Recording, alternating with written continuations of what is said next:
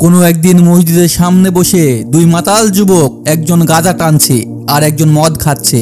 এমন সময় সেই পথ দিয়ে হেঁটে যাচ্ছে মসজিদের ইমাম সাহেব।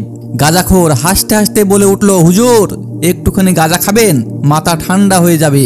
এ কথা শুনে ইমাম সাহেব হাসি মুখে কাছে আসেন এবং সেই যুবকদের নসিহাত করেন। ইমাম সাহেব বলেন, বেটা, আমি তো এমন এক নেশায় আছি যা দিন দিন আমাকে আল্লাহর আরো কাছে নিচ্ছে। এই নেশা থেকে আমি তো বের হতে পারছি না। গাঁজাখোর বিস্মিত হয়ে জিজ্ঞাসা করলো, সেটা কি নেশা হুজুর? আমি তো এতদিন ধরে গাঁজা খাচ্ছি, কই আমি তো শান্তি পাই না।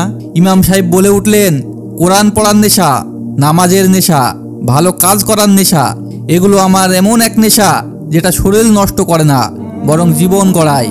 গাঁজাখোর কিছুক্ষণ চুপ থাকে, চোখের জল চলে আসে। সে মিনতি সুরে বলে উঠল, হুজুর আমি কি পারবো আপনার মতো নামাজের নেশায় আসক্ত হতে? ইমাম সাহেব হাত ধরে বললেন, হ্যাঁ ভাই, তওবা করো, আজ থেকে বদলে যাও। আল্লাহর দরজা সব সময় খোলা থাকে। নেশা করতে হলে আল্লাহর প্রেমে পড়ো, সেই নেশায় জীবন বদলে দিবে।